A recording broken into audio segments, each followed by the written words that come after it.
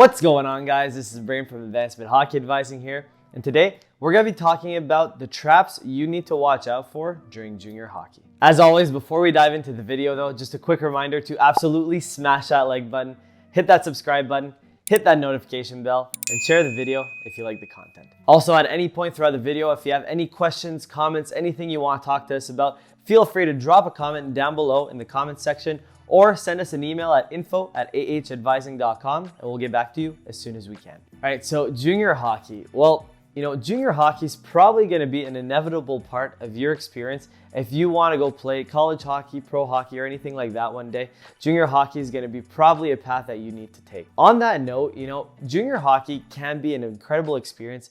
You learn so much, and you not only develop as a hockey player, but you also develop as an individual. You also grow so much from the experience, and that's what I kind of took from it.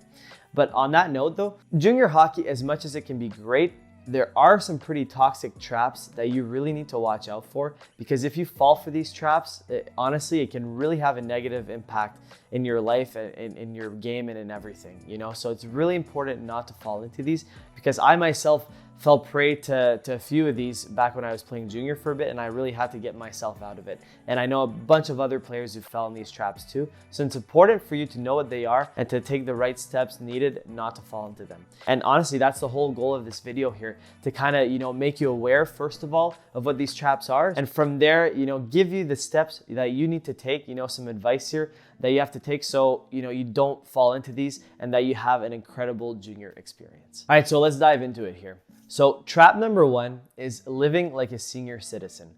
Now, the reason why this happens is that most of us, growing up, we grow up in school, we go to, primary school, middle school, high school. We always have something to do. And, if we play hockey, that's an extra thing that we do. That's an extracurricular, right? So once we're done school, we go home, rest up a little bit, and then go practice or go play a game or something like that. But in junior hockey, it's different, right? Most players are out of high school at this point. There are some that are still in high school, but most are out. If you choose not to do anything, if you don't pursue any other school during junior hockey, if you don't have anything else going on, it can really lead to having a lot more freedom and a lot more free time than you're used to. And unfortunately, most players aren't really aware of this. They're just kind of tossed into junior hockey. They move away from home. They don't have the same surroundings, and they don't know what to do with all this free time. So naturally, what ends up happening is players go to bed late. They're watching Netflix all night. They're hanging out with the guys all night. And that done in moderation is not a big deal. But if you're doing it every night, and you're going to bed at 3, 4 a.m. and then you're waking up at 12 p.m. every day, you're waking up not really, following a routine or anything like that, and then just showing up to practice and coming back doing the same thing over and over again. Although that sounds like an incredible vacation at first, it really does get old after, a couple weeks, and it really starts affecting everything. It affects your on-ice performance, first of all. It affects your mental health. Honestly, there's a lot of bad that comes out of that, and not having that kind of routine, that kind of structure. And I've been there for a little bit. It's not a great place to be in. And you really need to make sure that you bring some structure into your life. And that's actually how you're going to combat this. How to combat living like a senior citizen and not really doing much except for playing hockey is to bring a lot of structure and a lot of discipline to your life. So how do you do this? Like, what do I mean when I'm saying structure here? Well, what I typically recommend players to do is to have an actual calendar. You can use Google Calendar, anything like that. It could be a written one. I typically prefer the computer ones, but it's up to you. And have a task list, like a to-do list that you keep track of. Have these systems in place and that what you're going to be doing in a day. Like, actually take the time to structure your day, ideally the night before, or on Sundays, when you have some free time, schedule your week, so you know what you're going to be doing, because this is so important. That way what you're going to be doing, and you're not just waking up at random times of the day and kind of wandering aimlessly throughout the day until practice comes. You want to have an intention, right? And you're probably asking yourself, okay, calendar, to-do list, everything. Okay, that's set. Now, what do I actually do in my day? Well, the first thing I recommend for players is to have a steady, workout routine. Some teams will have this already done for you, but a lot of teams in junior hockey don't. So if they don't, really take it upon yourself to find the best time of the day to go work out. Try and get to the gym, almost every day. And I'm not saying this to try and burn yourself out and to train like a maniac every single day. But at least get in the routine to get into the gym. If you're feeling a bit sore that day and stuff, just do some light yoga, some stretches, anything like that. and days where you're feeling good, then go a little bit harder, Don't burn yourself out, but just get in the routine of getting to the gym, ideally before practice if you can, and just to get to the rink early and everything. And that goes hand in hand with my next one here. Get to the rink early, prepare adequately, make sure you're there hanging out with the guys, bonding with your teammates, getting ready for practice, and really making sure you're ready to go when practice time comes. So if you do that right there, that takes about, 5 or so hours out of your day, maybe 6, something like that. And usually practices, sometimes they're early in the day, but I would say most junior teams, they're later in the afternoon or at night. If that's the case, take that other free time that you have to really, focus on your studies, focus on, if you're taking the SAT or ACT, focus that entire semester on every day studying for the SAT or ACT, 1 or 2 hours a day. Everyone has that time when they're in junior hockey. So really take that time to focus on this and to really crush your ACT or SAT. If you need more help on this, we work with a partner called ePrep. You can check them out in the link in the description below, but if not, not a big deal.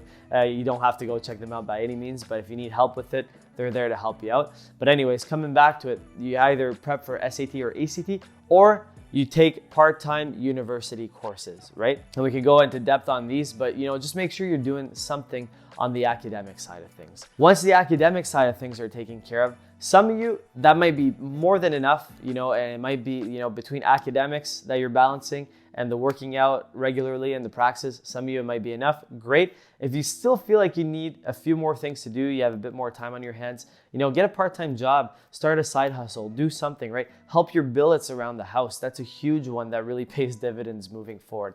So do something, right? Try and be productive in the day. So when it comes, and then once you're done all that at night, go and hang out with your buddies, have fun, go out and do some fun things. But in the day, try and be productive in that way, because you will see if you're productive like this and you're doing some things that actually serve you, that benefit you, and you're not just aimlessly walking around all day not knowing what you're doing until practice, you'll see it's going to be so much better for your mental health, and you're going to develop so much more as a person. So definitely use this structure. Trust me when I give this advice. This is so important. So please implement that into your life if you're currently playing junior hockey. All right, so trap number 2 here that you see in junior hockey a lot is the enhanced party scene. And I'll just be straight off the gate here. I'm not against partying. I think honestly, if it's done right, it's a great way to bond with your teammates, to have some fun, to let off some steam, and it's good for overall mental health, But the key is here that it has to be done right, because what happens a lot of times is that players, get thrust into junior hockey. They get all this freedom. They're usually of legal age to drink by this point, or most of them are, and they start going out and it hits them like that, right? Because they're a bit more restricted in high school. So now they're going out like crazy, right? And partying all the time. Well, that's usually a recipe for disaster. I do not condone doing that. You really have to be smart with it. So first of all, a couple things to keep in mind when you're partying. First of all, make sure that the opportunity and the occasion is right. Don't do it the night before a game. That's just, stupid. that won't help you in any way, right? Maybe do it after a big weekend where you guys win and all that stuff, and you have a few days off after. That's a good time to do it.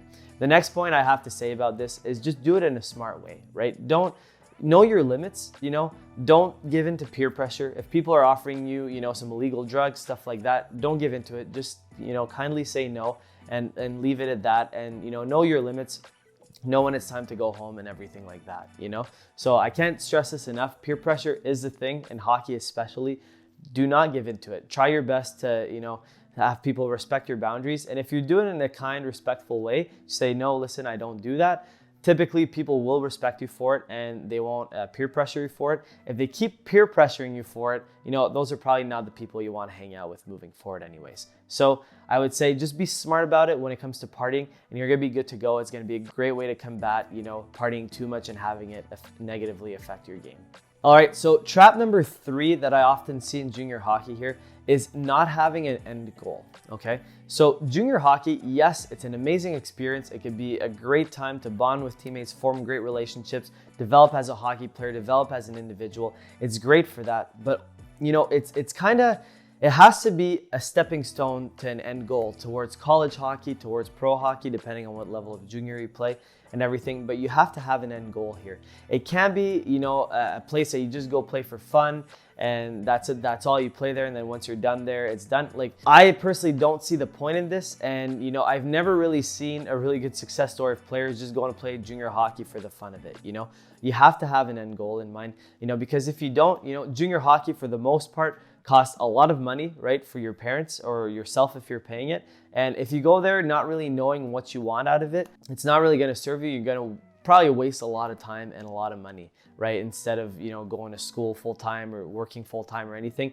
you're using your time to go play junior hockey. So if you don't know why you're there, you know, that's not going to be a great return on investment.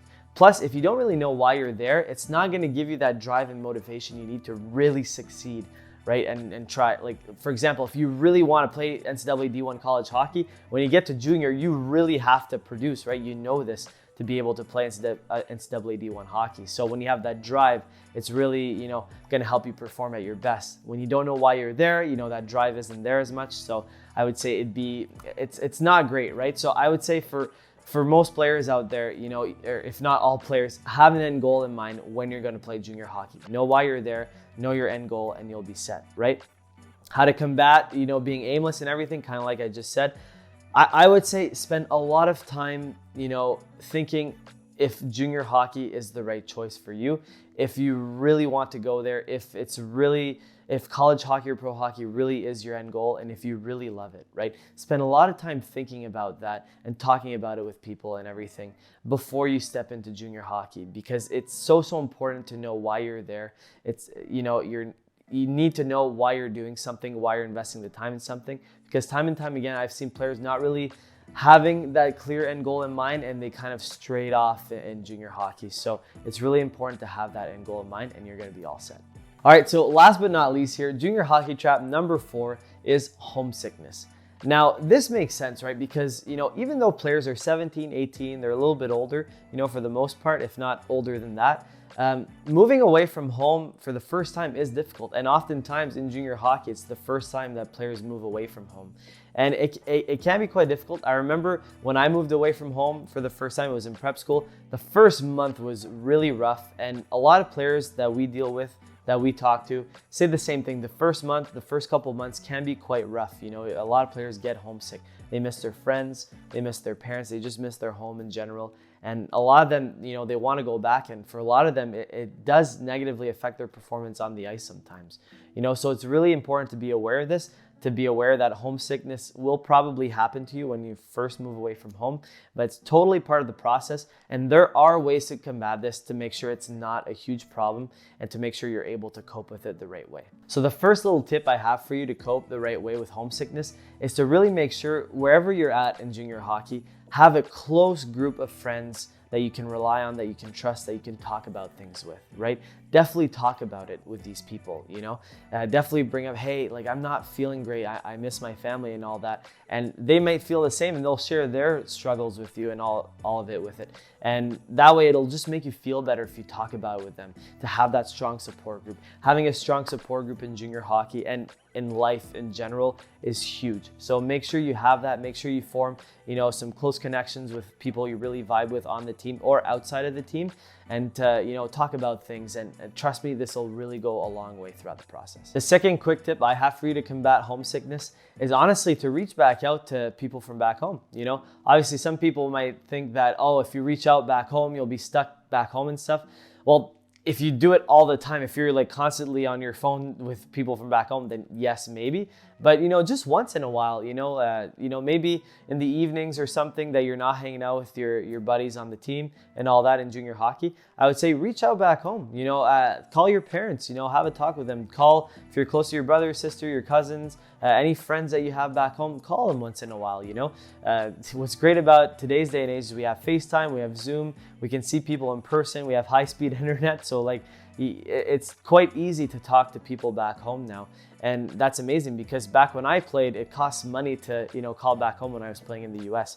So I typically didn't do it very often. But now we do have the technology. reach out back home. You'll see that that'll really help boost your morale, to catch up with friends, family members, and all that. All right, the last quick tip here, tip number 3 to combat homesickness is to go play prep school hockey before you enter junior hockey.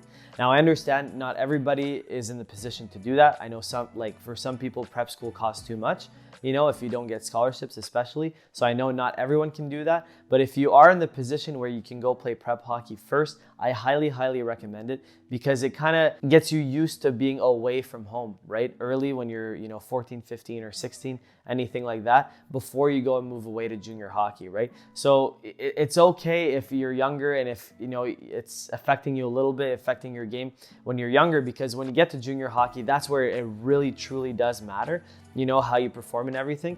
And if you can get used to being away from home at the prep level, then when you get to the junior level, you won't have to worry about it so much. You'll be used to it, and then you're just gonna go ahead and crush it. So I highly recommend it if you can to go play prep hockey before junior hockey. All right, so let's just do a quick recap of all the important points that we touched on today.